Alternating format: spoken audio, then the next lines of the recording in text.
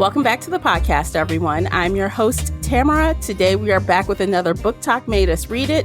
We are diving into the follow-up to the BookTok famous The Fourth Wing, Iron Flame. If you would like to see this in video format, head on over to Patreon and you can see our pretty faces without commercials. Also, if you're interested in after shows, we have plenty available for you right there on Patreon. So head on over and check out all the fun stuff.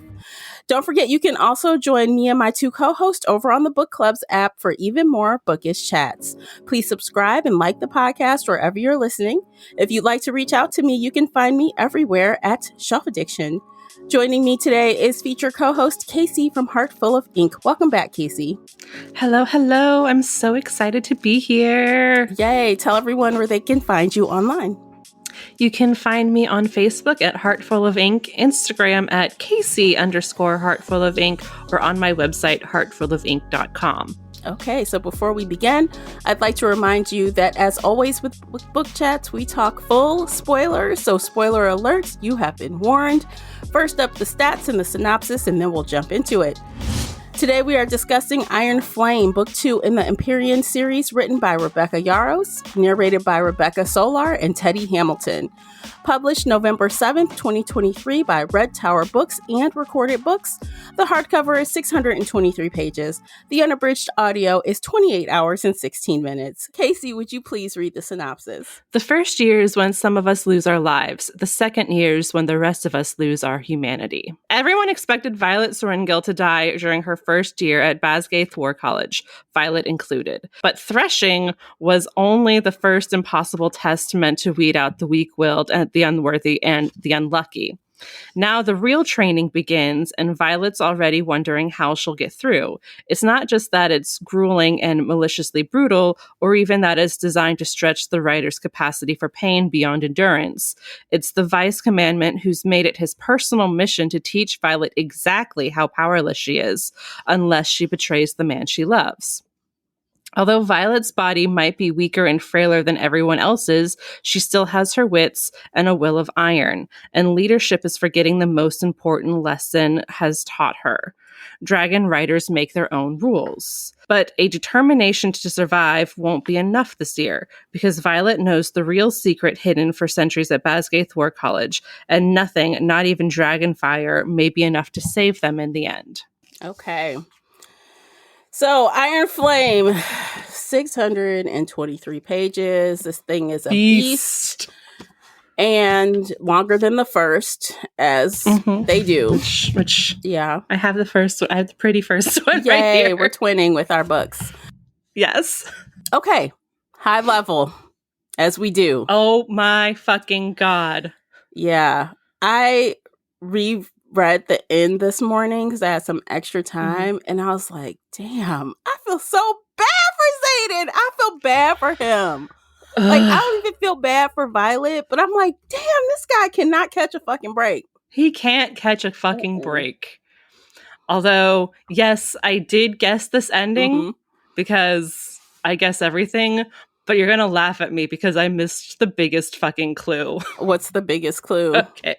So, back in Fourth Wing, when Violet first kills Jack, when she's freaking out, she's like, oh my God, there's no body. There should be blood everywhere, but there's no blood. And I was like, he's coming back. He's alive and he's coming back. And you know what? You just reread that. So I'm thankful you did, because that was in the back of my brain. It was so far gone. Oh, yeah. No, I'm so glad I reread this. But anyway, when they were fighting on the mat, when he challenged her on the mat before she kills him, he starts pushing energy into her.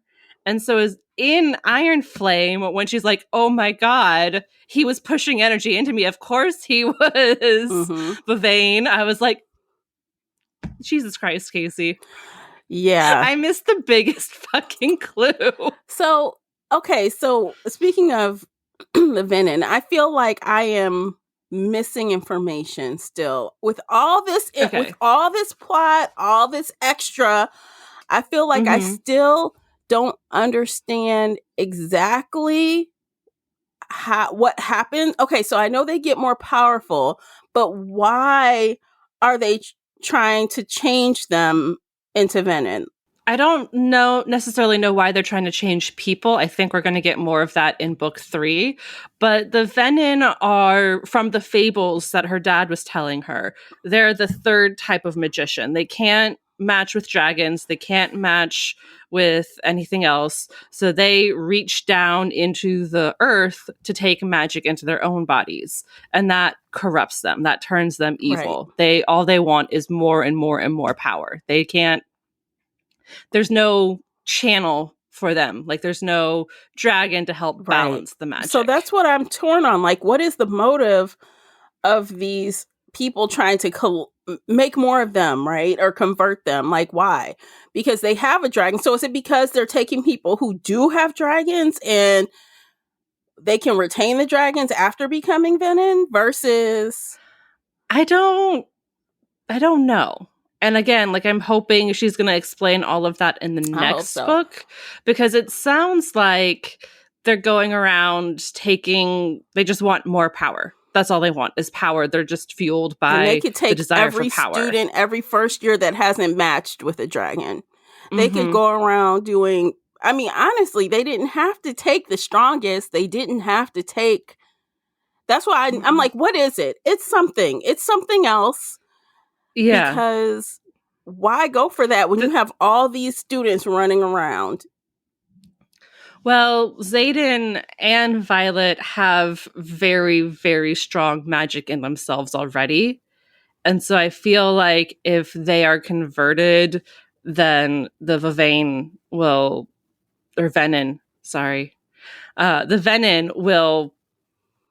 have more power. I don't know. But they wouldn't have gotten those without the dragon. Those don't come to fruition until you have a dragon. Yep. So... Yep. I don't know. I guess we'll have to see. We'll have to see what happens. But yeah, you're right. There were clues there that would happen to him, and that happened to Jack. There were clues.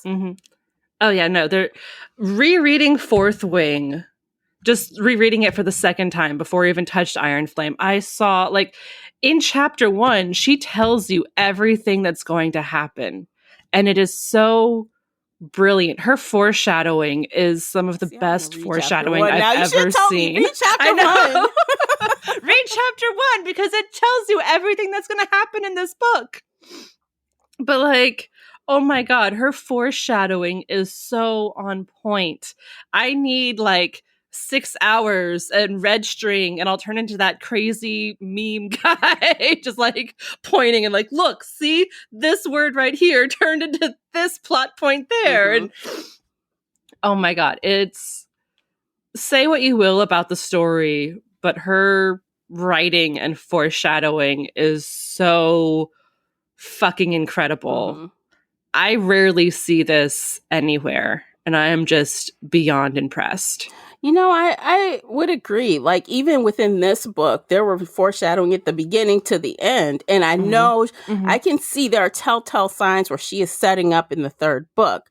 Like, for example, we know that Violet is going to get a second signet if she doesn't have it already. In my mind, she has it already. She just doesn't know it. Yes. What do you think it is? So, I'm not exactly sure what it is, but... And Darna is such a unknown, like, element there. It's something that's gonna... Okay, so if I had to guess, it has something to do with reversing Venin, or something to do with tamping it down so that her boyfriend does not turn evil. Yes. Oh, yes. No, I'm sure if we went back through both books, we would already find the clues on how to fix Xaden. Like, I am 1,000% convinced that I've missed it in these two reads, but it's already there, either in when they're talking about the fables or when she's talking about other stuff. Like, Rebecca has already told us how he's going to be fixed, and we just need to hunt for the Easter egg. Yes, because between Jacinia and her, they're gonna find it, because Violet and and Jacinia, they are very smart people. And I mean, honestly, even Dane might help her find it. I mean, all they gotta do is read enough and, you know, use your logic, and that's how she figured out that Xaden had a second signet. So I want to talk about that. So no, yes. Do you want to stop me for a reason? Okay. No. I was just going to say it took her talking to other people to figure it out. Yeah. But yes, she yes. finally figured it out. And so I understand why Violet was mad off and on throughout this entire book. I get it. I understand it. I even agree with her some of the time. But I also agree with Xaden some of the time. Mm-hmm. Who in the hell is going to say to my brand new girlfriend, hey, there is a secret that I have that would endanger my life and only my dragon knows it, but I'm going to tell it to you. Yeah. No. I was so annoyed with Violet because she's such a fucking hypocrite. Because she wanted him to tell her everything, every fucking detail. And then he was like, well, you can't tell your friends, so you need your space from them. So she was like, all right, I'm just not going to tell my friends anything.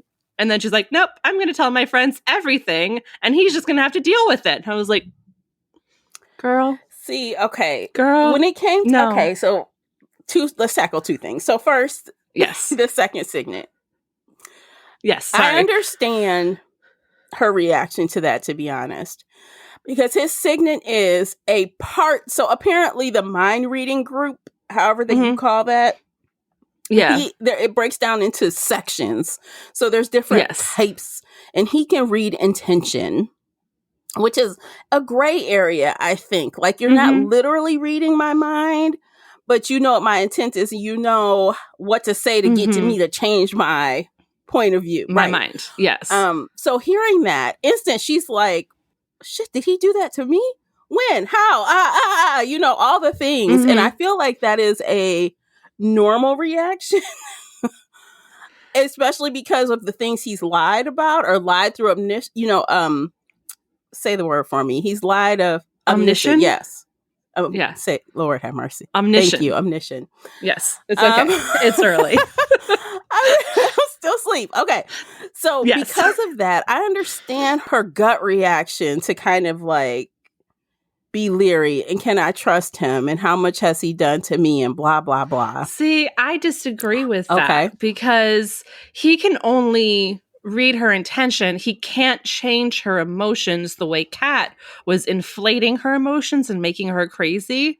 And I think Violet was like, oh my God, he can change my emotions the way she does. And so she was freaking out about like, oh, he made me love him. Like he made this emotion stronger. Well, I think he could have through influence, not because it's magic, but okay, so I don't know. I wish we would get more examples of him reading intention.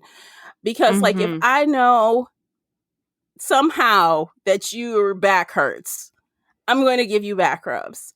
If I know I'm making you more comfortable and more like me because I'm doing the things you like. I'm making you feel more comfortable on purpose. Not magic, but I can read the intention of you and I'm going to make myself more appealing to you. I think that's what she thought. Okay.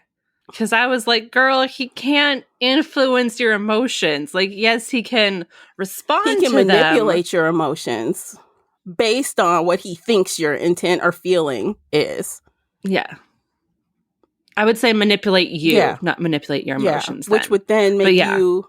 Like, we've seen it in the real world. Guys figure out what your weak spot is. They act like what they think you want. And then suddenly you're all into them. And then they show their real face. Like, wait a minute. Yes. And it didn't take any powers for that. So that's what my mind was thinking. Okay. Because I was like... I thought she was more upset that he was like Kat. And I was like, he's obviously not. And it just got frustrating.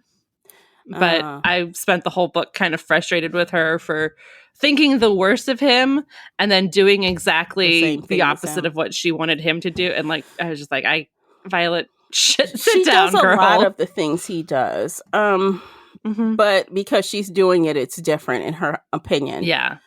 In her opinion, it's fine that she doesn't tell him every detail. He just has to ask for it. And I'm like, that's what he told you. But again, I can see both sides. So I don't think either one of them are all the way wrong or all the way right. No. Because Absolutely, when it comes to Violet, and I agree, you don't know what you don't know.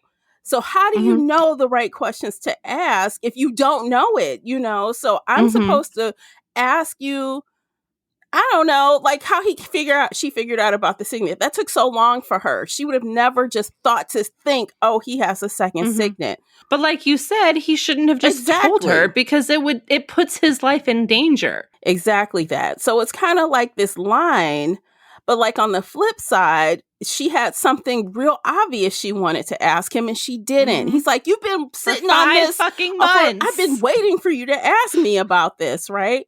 And she avoided it because she didn't want to hear the answer. So it's like she has her own responsibility in that. So I can see Violet don't got it and he don't got it all the way. Neither one of them are all the way right. Yes. And I absolutely agree with that. And I have got to say that some of his comebacks and when he was calling her out on that was so beautiful and brilliant. I fell so in love with I swear, man. I'm like, like, I would take him. I want him. If you don't want him, I'll take him. Because, he's got some flaws. This is definitely a man written by a woman, but I fucking love you. Please be real. Zayn's got his flaws, but he's like the sweetest guy. He's the sweetest guy under it all. Like, even though, like, for example, when she kind of agreed to, like, kind of talk it out with him and, you know, she wanted to have sex with him and he said, no, I don't want to have sex with you because I don't want you to think I'm trying to manipulate you with sex. She goes the opposite. She's like, you're withholding sex, which is with manipulating me. So it's like, well, no, because she told him that in book 1, she cannot separate emotions from sex. And he said, I'm respecting your boundary. We're both allowed to have boundaries. This is your boundary. I am respecting your boundary. And let me tell you, I swooned. Yeah. And that man said, I am respecting your boundary. I was like, I'm done. I'm taken. Take me. But the funny thing is, they switched boundaries because she's like, but you said to me, you can separate it. So I'm there. I'm with you. And he's like, well, I'm not there. I'm where you are. So they swapped boundaries. That whole conversation where he was like, well, I'm playing you right now and you're going to be me and it's fine. Yeah. We'll flip later. Oh my God. I loved it so much. Cute. That's why I'm like, see, it was so he cute. is a good person. Like, yes. He is a gray character. You know me, I love a gray character. I love it because I think he's trying to do the right thing. He may not always do it in the best way or whatever, but I feel like he tries his best. Like, for example, there was another part and you can kind of tell in the book, he's being more and more aggressively protective of her after she got beaten up for 5 days and tortured. Yes. And she eventually says, you're acting just like Dane. Stop it. Yes. And then he's like, oh my God. Yes. And he was getting so crazy protective. But she was tortured for 5 days by her so-called professors. Like, but she is also in the wing. She is also a part of this army. And it's just like I envision like two people that are in our army. Yes, both of you can get captured and tortured. Both of you, you know, you care for your person. You don't want them hurt, but you can't treat them like they're a civilian. She's not a civilian. She's not. Is going to school to learn how to take being tortured. Like, that sucks so bad that happened to her. But she's right. You cannot baby me. You cannot lock me down because you don't want that to happen. No one wants it to happen. But I signed up for this, regardless if I wanted to at first or not. But she's fully committed now, right? She's fully committed. So, quick side question from that torture scene, when she was delirious, she started seeing Liam's ghost. Do you think it was really his ghost, or do you think it was just her being I think crazy? It was his ghost, because she saw him again later. But then it turned into his sister. So I think... Yes. Okay, I know the mind is powerful. And I know when you're in a bad situation, you might imagine something. But we're in a fantasy world. Why can't a ghost appear? I don't think. Exactly. That was my thought too. I was like, yeah, this is the person who, if he had any sort of power or ability to come back as a ghost, he absolutely fucking would. Yeah. And he would be right there with her, trying to keep her somewhat sane while she's being tortured. Oh, it was really nice. I'm like, oh, he helped her. Even if it was her own brain. Like, that is what she even needed. if it was her own brain, I want to believe that it was actually his ghost. Yeah. But that was crazy. That whole torture and the fact that instructor was like healing and letting them do that healing and doing it back and forth. I'm like, that's the kind of torture that humans cannot imagine, because we can't instantly heal wounds and let them break everything again. That is like awful. Yep. So psychologically fucked up. Yeah. And then, okay, so when Dane walked in, I'm like, okay, so there's a part, you guys, in the torture scene where the teacher is not getting what he wants. He's like, okay, F this, I'm gonna bring in the big guns. So we all know that Dane can get memories by touching you. So he brings him in and he's like, look, this is a traitor. This person, I gotta warn you. And if she's saying this person's starting the revolution, if she say anything crazy, I'll explain it later. I'm like, oh God, what's he gonna do? So I instantly, okay, so before I say this, I felt in my bones that Dane would get a redemption. I didn't think she would leave him like that. So when this part happened, I kind of knew what would happen. So he finally touches her after he kind of didn't want to do it, right? He didn't want to violate her privacy, but he just did it. And then when she started with intention pushing what she wanted him to see most forward, I'm like, oh, he's gonna go her way, because he's not heartless. He's not. He's really not.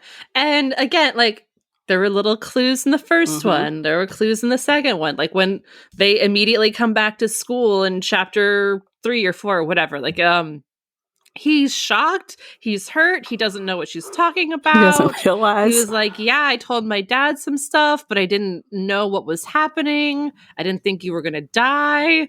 And I just didn't know the setup, but yeah, he did. He was never evil. He just made a mistake. Confused. Well, and during that part, so the beginning, the part that Casey's talking about, he calls her to the mat because Violet refused to talk to him. So he's like, okay, since we doing fights, come on, let's get out here and go. So I'm like, oh my gosh. So they're talking to each other basically while they're fighting. And it kind of comes out like the first time he touched her, he said it was by accident. He didn't mean to do it. But the next time he did mean to do it.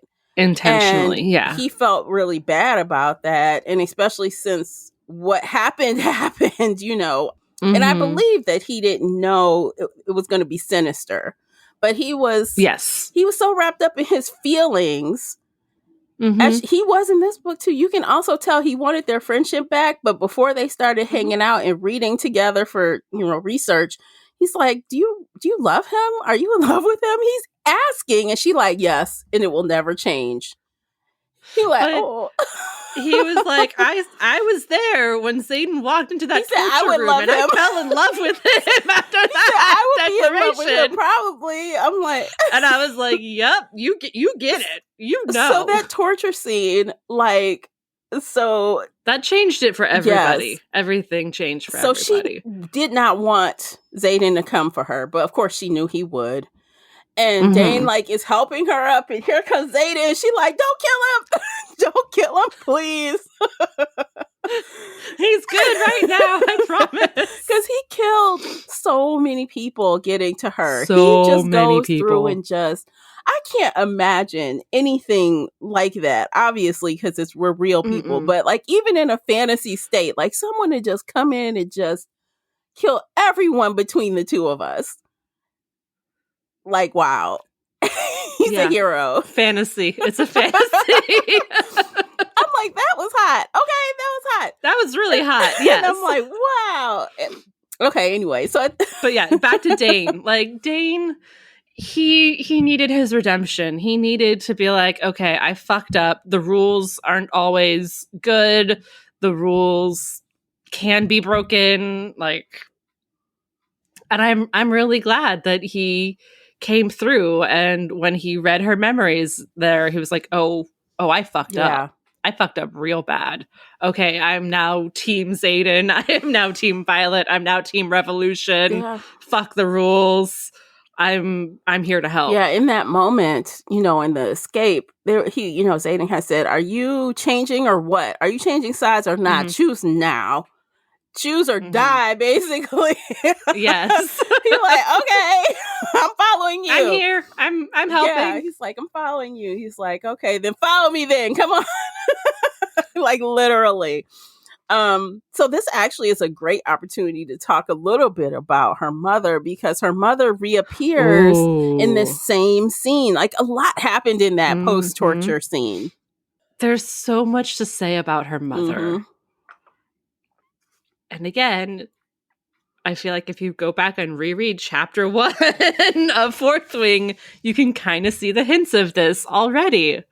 Her mother knew that if Violet was a scribe, she would figure everything out and then destroy it all. Yeah, she would burn it down. Burn this world down. She would not. She wouldn't lie. She would be the revolution. And I'm just like, that's a wonderful thing for a mother to say. But you put her in the wrong place because she just started the revolution. Well, there was no other 10 place. years sooner. She couldn't be in the infantry. Ugh. So what else? No. And she had something in her pocket. She had Xaden in her pocket. So she said, well, I'll put her there and he owes me. So he will keep her alive. Did that surprise you? No, because I feel like we knew that I knew that his mother had, I can't remember if it was in Fourth Wing or not, but when those marks on his back, I knew his mother, her mother did it to him. So I'm like, okay, so he took those in Fourth Wing. He explains how he got those for the 101 people, 107 of them that he decided kids, to look out for and take ownership of, right? So I'm like, well, I'm sure it's not cut and dry as that. And obviously the person making that choice is her mother because she's the general. So yes, that didn't surprise me. I'm like, okay, that makes more sense why he didn't kill her on sight. Because I wondered that in the first book. I'm like, he figured out who she was and just let her be. I'm like, nah, it wasn't no love at first sight. Nah, it was something else. Now we know what it was. So I wasn't surprised. Were you surprised? No, I wasn't surprised either. Especially like as soon as she saw the mark on his chest, I was like, oh, well, now he's protecting her because it's over his heart and she's his heart. Like, duh. There was a chapter header somewhere in Fourth Wing, and I forgot to write this down, but it was correspondence from Lilith to the king saying, I don't think we should make these children watch their parents be executed. It's wrong. We're going to do it anyway, but I think it's wrong. And I'm like, that shows. Hello, this is her personality. She thinks it's wrong, but she's going to do it anyway because it's for the right of the country and her boss says so. So she's kind of like Dane in that sense. She's like one of the people that abide by the letter of the group she's with until it's her children. So her children are the exception.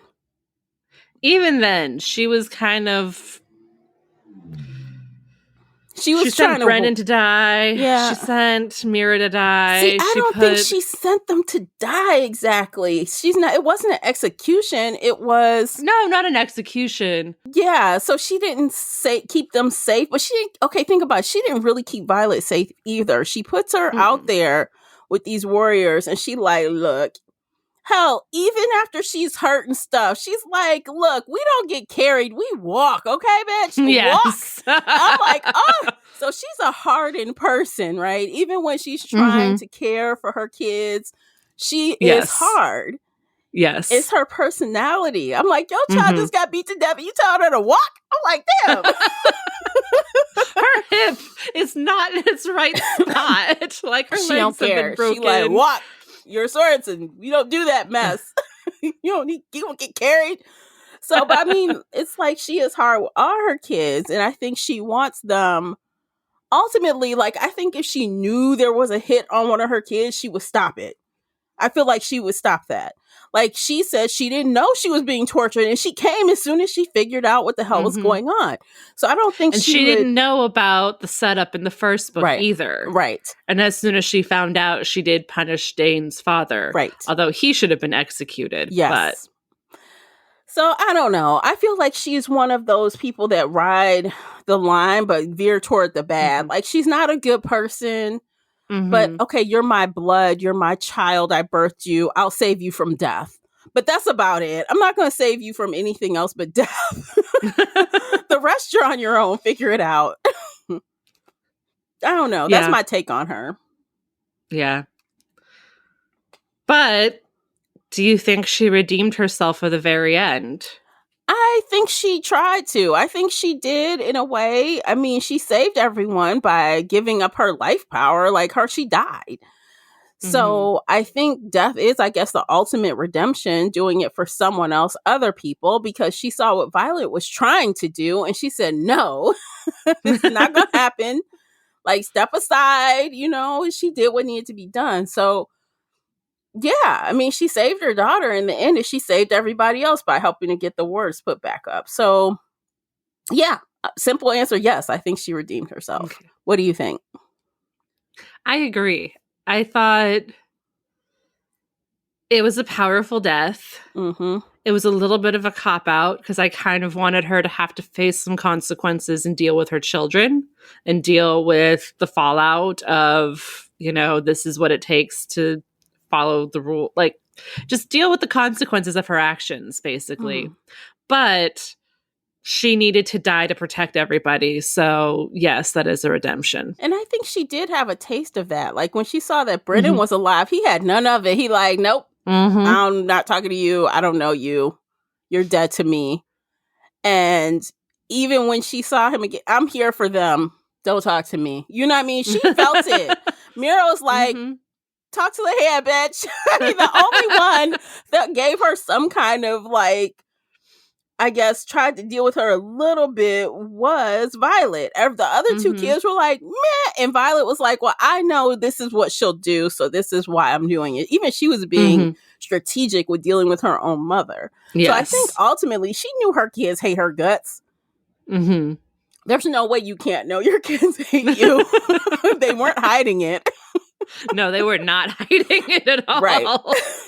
So, I mean, I think she felt that, and I think she thought she owed this to them. I mean, plus she wants to do what's right for her people, right? All her people, her school, her, So, yeah, she earned it, in my opinion. I'm okay with it. And now we can move on from that. Yeah, now we can move on to the other relationships that need mending. Speaking of mothers, do you think... I think Xaden's mom's going to come back around. Oh, definitely. Yeah. She just disappeared when he was 10 and happened to skip over the whole revolution and wasn't executed. Oh, fuck yeah. She's coming back. Yeah. And she's going to play some big important role. Yeah. So the question is, did she really walk away because, like, what was her motivation for walking away? That's going to be the whole thing when she comes back. Like, you just abandon your kid, or are you, and I know Xaden can relate to her doing anything like that is against the government, right? Like, if she's a part of this revolution, then he's going to give her a pass for sure. Yeah. Oh, yeah. I left because I wanted to protect you. I left. I wanted to make things better. Well, I wonder if she has some kind of powers herself. Like, where did his power to read intention come from? Can she read minds? Can she do something like that? Could she read the future? And does she know like, I think it's going to be really big and powerful, whoever she is and however she comes back. Yeah, I think so too. She's going to be a player, but how? She's probably... Well, I don't think she's going to have a dragon or anything, because all the dragons talk to each other and they all know. And usually only writers get dragons. So she's not going to have that, but she's going to have something else. She's going to have she's going to have some kind puzzle of power, that's going to fit into this thing. But how? How is the question? How is the question? Okay, I think now's a good time to take a quick break. You guys check out these commercials. By listening to those, you are supporting the podcast. Don't forget to check out the book review journal available right now on Amazon, and we'll be right back. Today's episode is brought to you by the Shelf Addiction merch store. Check out all the bookish t-shirts, notebooks, mugs, and more. Don't miss out on these original designs, perfect for any book nerd. Support the podcast and visit shelfaddiction.com/merch and pick up your next favorite bookish item.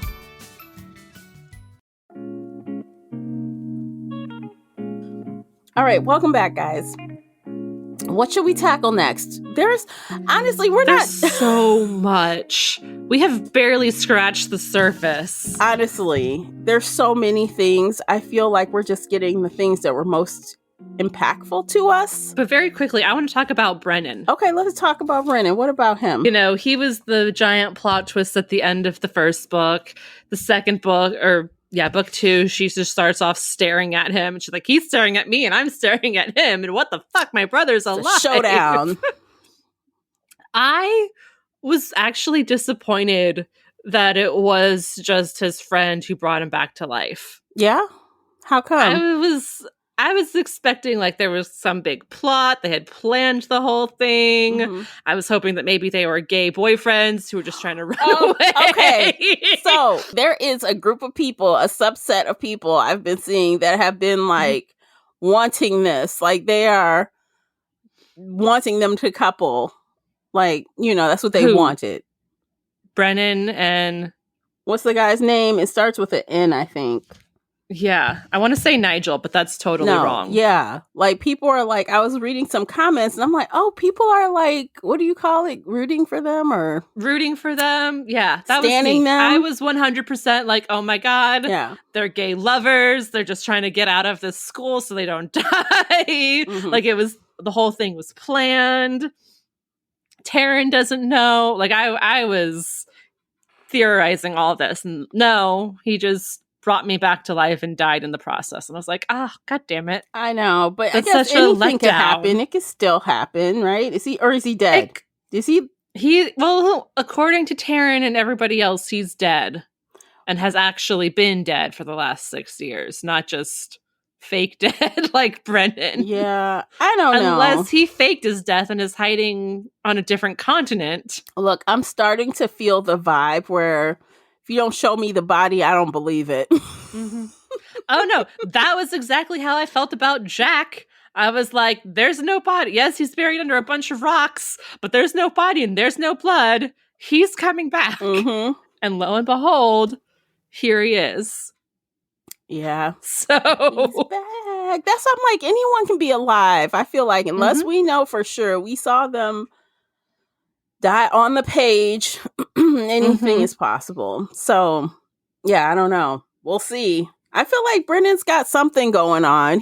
Brennan has to have something. Like for 6 years, he's just been over here chilling, doing nothing. Well, raising rank and starting a revolution, but like, he didn't have that much page time. So maybe he'll have his turn to be more of the focus, I think. I hope so.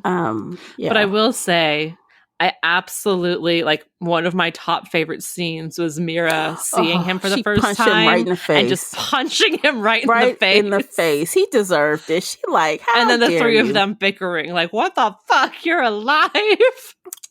Oh my God. That was a sibling moment. I love it. And it's funny how, like, Violet kind of feels herself slipping right back into that third child slot. She's like, oh no, here it is. They're arguing and I'm just sitting here. And then she get in there with them, running her mouth and then say this like, why did I think I wanted siblings? This is a mess. You don't want siblings. It's a mess. Siblings are a hot ass mess.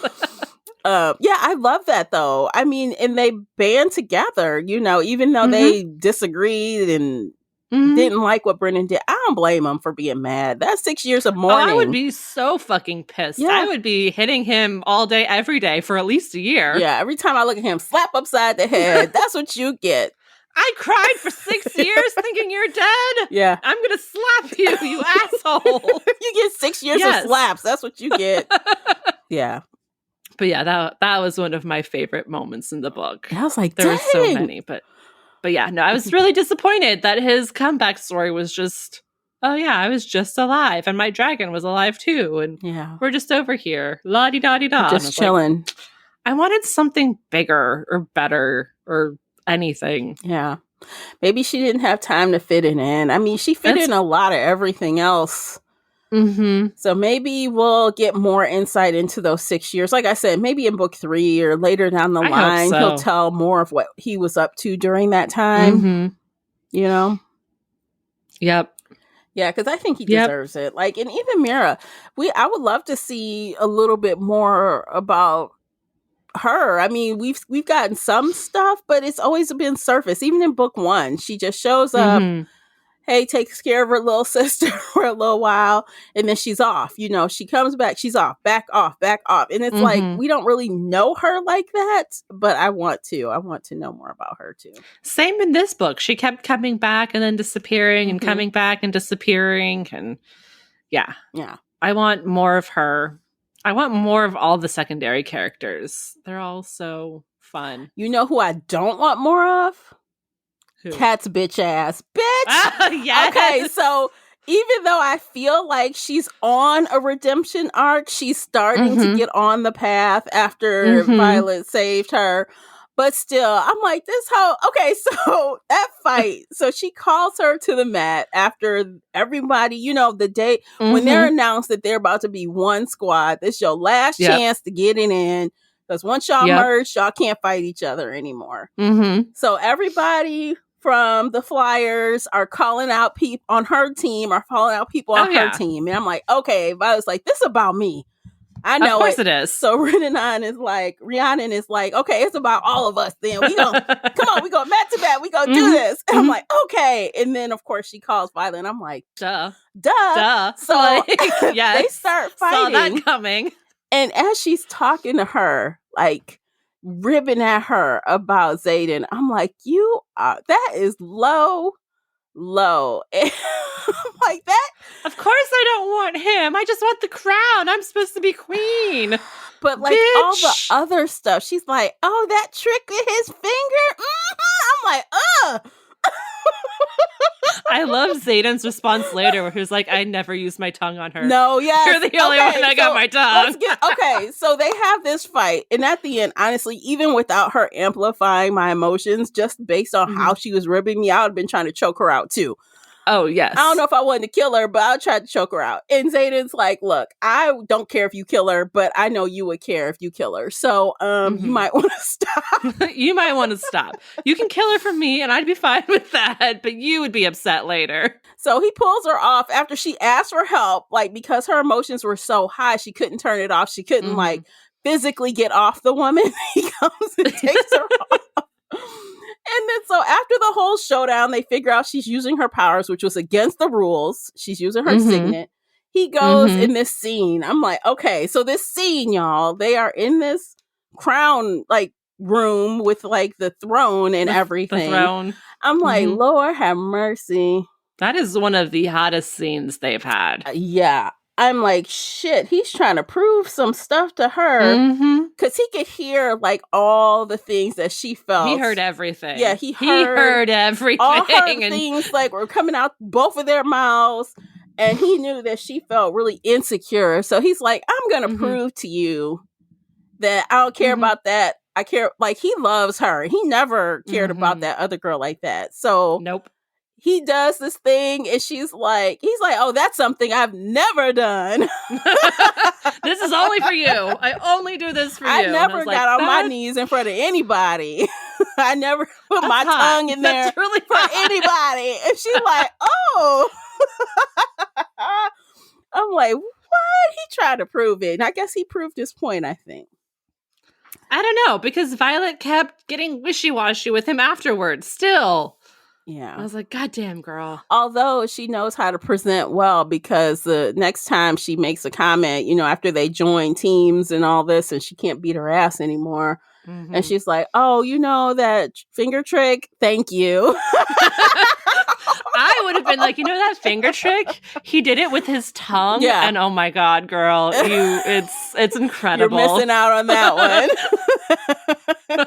I'm like, girl, that whole cat, I swear, she is awful. But I feel like that's just how she was raised. And by the end of this, she's going to be someone we like. I feel like the author's going to do that. Yeah.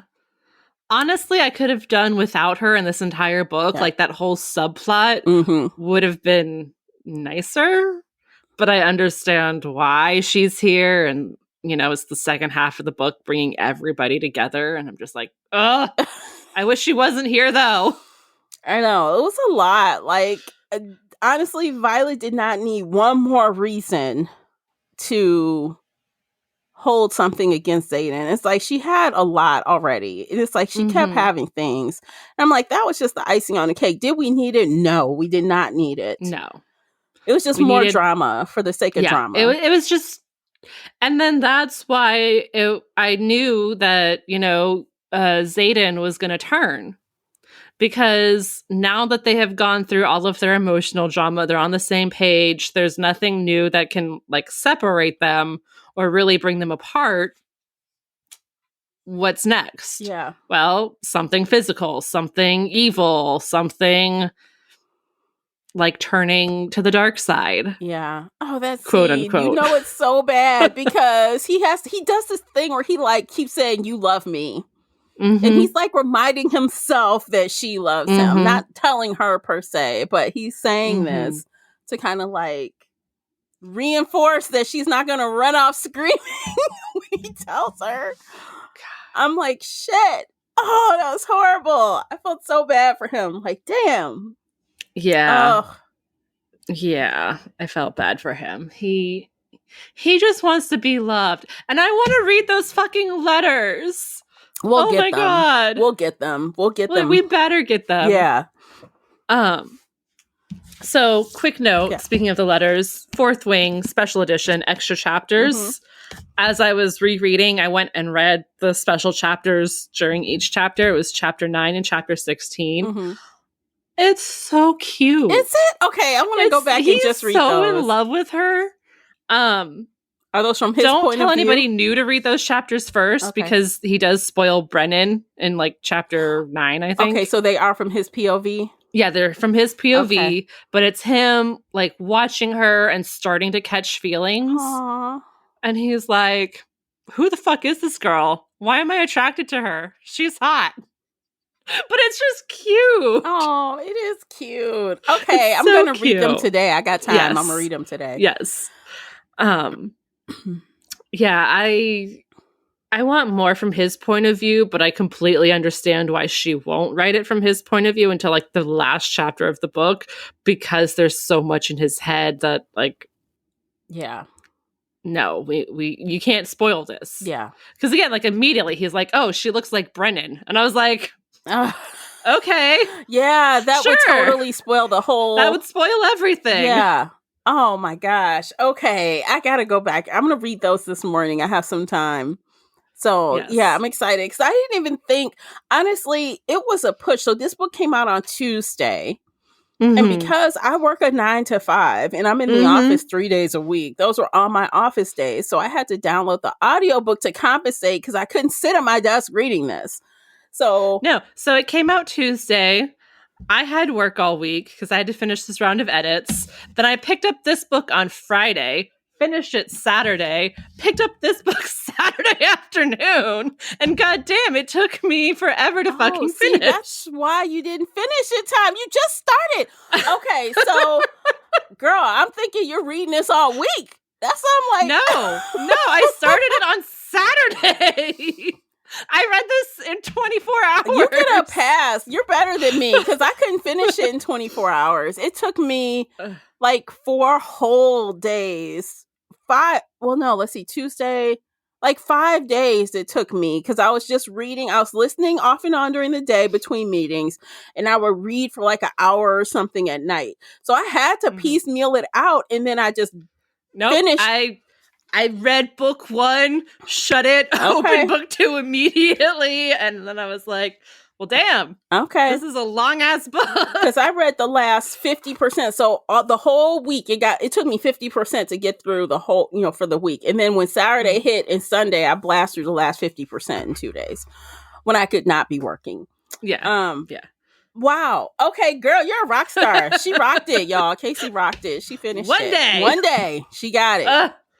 She gets the gold star. I'm definitely going to be rereading it again and again. That's what I feel like. I feel like it deserves another read because I feel like because I was in such a frantic, reading zone, I'm not sure. I'm sure there's things I missed that I would catch another time around. Absolutely. And again, like even rereading Fourth Wing, there was so much, like reread the first chapter Fourth Wing and you'll be like, holy fuck, this is the entire book just in the conversation between her mother and Mira and Violet. Like in the conversation, the foreshadowing is so fucking brilliant. And I know I keep saying this, but like as an editor, I work with hundreds of authors and I rarely ever see foreshadowing this intense and this beautiful and this subtle.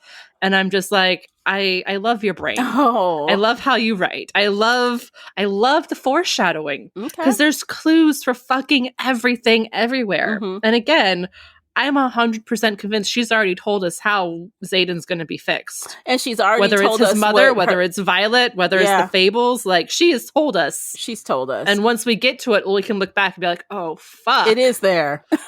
It's there.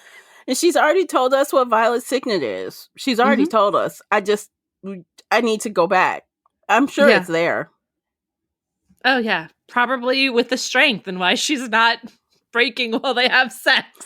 I know. I can't get over that. Yeah, I'm this like, girl y'all having rowdy sex, like in showers and, all the things. Everywhere. Every time they have sex, they're breaking stuff. I'm like, she should have some broken bones over this, but she doesn't. Never does. Oh, by the way, speaking of sex, I do like how Xaden threw down the new rule in their relationship. We're not arguing in the bedroom. We're not fighting in there. We do other stuff in there. So fights are off limits in there. Yes. I'm like, look at him being smart. That is something a woman would write.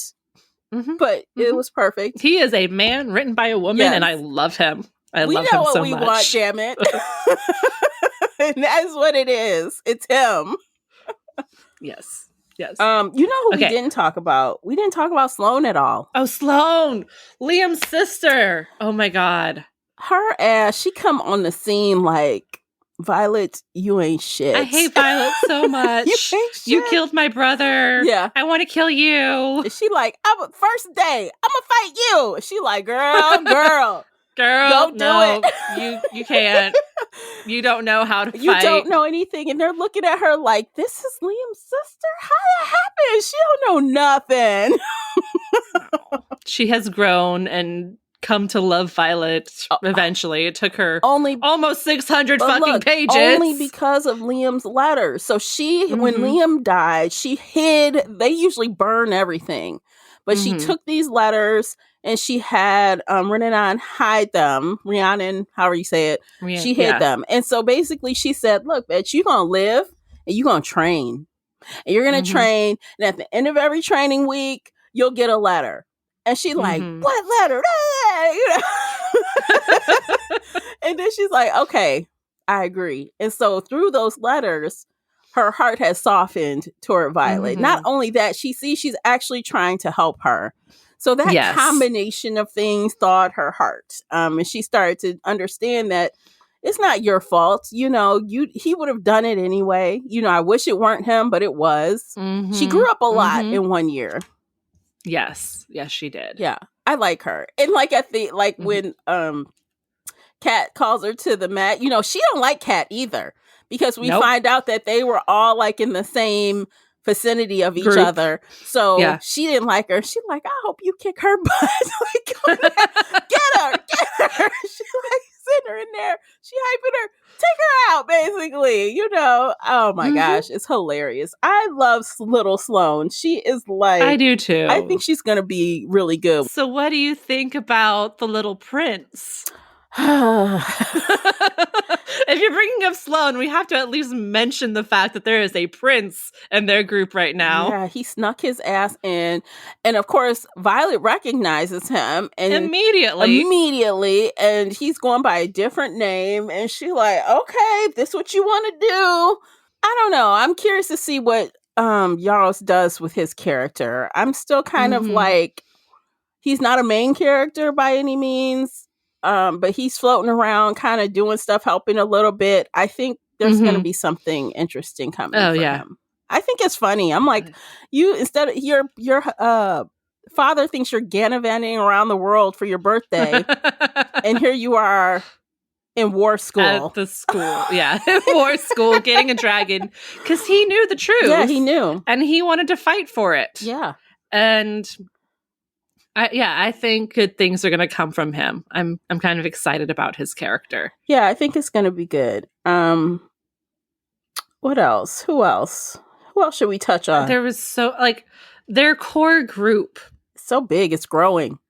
I know. But the four of them, there was 5 before Nadine died. But the 4 of them, they're like, yeah, we're not going to die until we graduate. I don't know. Rebecca Yarros keeps killing people, and it's surprising, and it's just violent, and it's there, and it's done. But then in the final battle, none of the main people died. Yeah. Well, one almost did. Yeah. Sawyer lost part of his leg. Yeah. But I was like, that's yes, there's pain, but I don't want them to die. It just felt unrealistic that they wouldn't die when they're fighting a hell of a lot more versus book 1 when Liam died. Well, and Riddick's dragon was getting clawed up at one point. I was like, oh, well, he's going to die now. And then they didn't die. And I don't know. It just, I think she wanted to hold off on all the other deaths to focus on the mom's death, just to be like, this is the important one. Look at this. Feel pain for this. Yeah. But still, it was kind of... I think that the author, if I had to guess, she probably thought that Liam was enough to carry for 2 books, which he was. Probably, yeah. He was. It was enough to carry through this book. And that doesn't mean that one of them can't be taken out in book 3. Oh, yeah, no. I don't think they're all going to survive until the very end, which is really sad. I want them all to live. But I was like, why is nobody dying in this battle? They made it by the skin of their teeth. They made it. I mean, look, and Violet's ass running on Taryn. On the dragon. She's leaping, and he's like, stay your ass in the saddle. He's like, stay in there. You're buckled in for a reason, girl. She's like, I can do it. I'm like, wait a minute. She jumping in the air, jumping from dragon to dragon. Again, it's inconsistent with her her physical condition. It's very inconsistent. Well, the adrenaline from the battle. If you notice, when there's a lot of adrenaline, she doesn't really notice her body or her pain. It kind of comes afterward. And we saw this in book 1 when they were doing the gauntlet, So when there's a lot of adrenaline, her body is fine. Yeah. Afterwards, she'll be like, oh my God, my knee's out of its socket or whatever. Yeah, which is still crazy to me though. There was this one scene where she mentioned she almost rolled her ankle or something and she's running. She corrected. She almost broke her ankle. Oh my God, girl. And I get it. I'm willing to accept it. I'm willing to let it pass because honestly, these action scenes and war fight scenes, they are so fast paced. And if you listen to the audiobook, Rebecca Solar, she talks faster during these war scenes. So it really feels like this, then that, then this, and that, and that. It's very action packed. And the writing style changes because she writes shorter, faster sentences. She doesn't use filler words. There's a lot of verbs. There's a lot of movement. And again, I love her brain. I love it so much because it's very different. It's a little similar to the sex scenes. The sex scenes are short, but very emotional, but the action is there. Right. The walking down the hallway, talking with friends has a different vibe. It has a different cadence to the sentences. Which is why, I was saying, I was okay with Violet's inconsistencies with her abilities because the action's so good. Who cares? We'll see what happens after. I'm not like in that moment like, oh, she shouldn't be able to do that. It's after, I'm thinking about it. But oh, yeah. I give it a pass. But she's also been, weightlifting and strengthening her muscles, and she's gotten a little better. But yeah, I just blame the adrenaline. Like, she's so high on adrenaline that even if she did break her knee or whatever, like, she would just keep running. Lord have mercy. I cannot. This girl has the highest pain tolerance I've ever seen. Yes. I think that anybody has ever seen. When she was tortured, they were like, how are you still not talking to us? Nobody can survive this. She puts that pain in a box with everything else she don't want to deal with at the moment. She shuts it tight. So maybe maybe her second signet has something to do with mental abilities, something mental. Controlling emotions. Maybe not emotions, but I don't know. Something. Yeah, no, it's going to click into place. Yeah. Just the way his did. And it was like, oh, yeah, that makes sense. If he can read intentions, that's why he knows who to trust, who not to trust, what to tell people, what they need to hear. He's got like a really good set of skills. And the shadow stuff I think that is so crazy how the shadows become like a physical thing almost. I still don't understand how. Yeah. But okay, it's a magical land. Shadows can be lassos and pull dragons around. Yeah. Like, yeah, okay. You're going to kill somebody with a shadow? Sure. Yeah, that's good. Sure. Okay. Magic. Okay. Is there anything else? I know we're coming up on your time. Is there? I mean, yes. There's so much more, but I can't. I can sit here for 6 hours and keep talking about this book, but I won't bore you. I will cut myself off. There are a lot more things to cover, but there's no way we could have done that in an hour. It's just not possible. But I think we got the most important things to us. Honestly, yes. But give me a few hours and be like, oh, we should have talked about this. We should have talked about that. We should have done these other, there's just so much to talk about. So how do you think Yarros did putting this book out so quick? Fourth Wing came out this year. So that means... I think she is an excellent plotter. I think the storyline could have been condensed a little bit, but overall, there's not a lot of fat in this book. She makes everything intentional and important. And if she puts it in the book, then it's necessary for later. I want to cut Cat out, but Cat's going to become important, right? I feel like I agree with the what you're saying, quote unquote, fat, right? There's not a lot of it, but I feel like she still tried to cram too much. I think that maybe she could have been a little bit more strategic with holding back a little bit and putting it in other books, especially knowing there's going to be 5. I felt like there was a lot going on in this book, and we could have had it a little bit more tight, I think. I don't know if that's the right word. Yes, but I'm holding out for the hope that everything is intentional because so much of the other stuff is intentional and, setting up, and I don't know. See, look, this is my problem with it. And let me be really frank. I really enjoyed this book, but I feel like the trend with romantasy titles has been more. The readers want more on top of more on top of more. So following the Sarah J. Maas trend, each book gets a little bit thicker. Does it need to? Probably not, but we're going to. So we jumped 100-ish pages. Maybe we'll jump another 100-ish pages next time, and this thing gonna be almost 800 pages. Oh, Jesus. So I feel like that's what I'm talking about. Do we need everything, all the things? No. Do we need so many characters? No.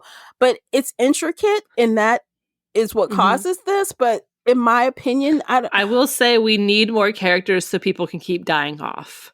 And that's what she's doing. She's because we had so many people in book 1, and then she killed everybody because it was their first year and they were constantly dying.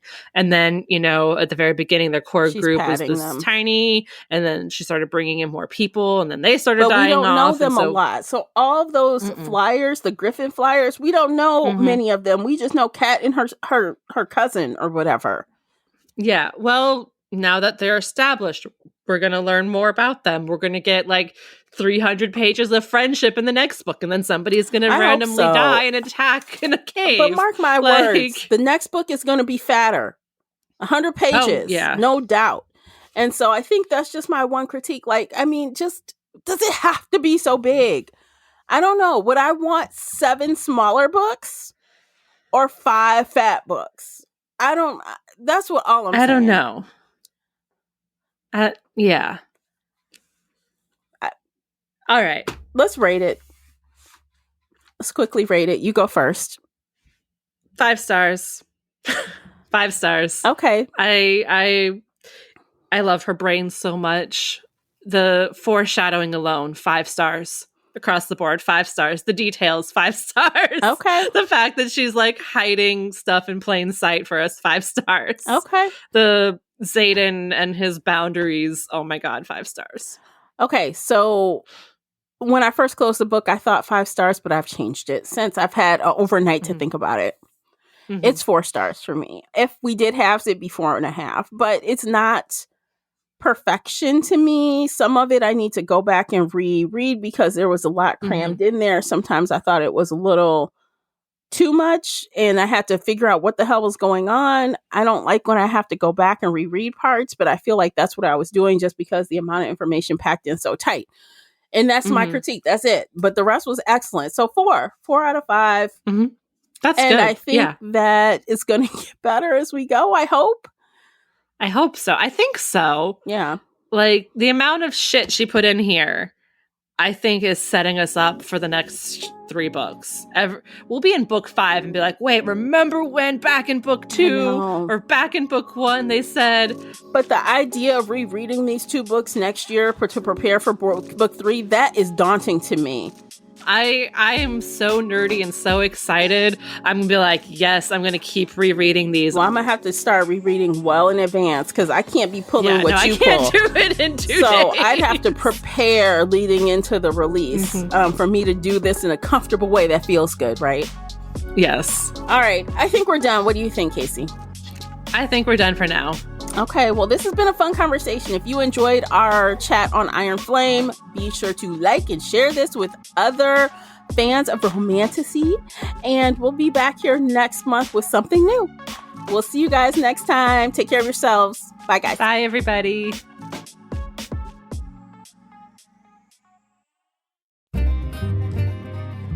If you enjoyed today's episode and would like to show your support, there are a few things you can do.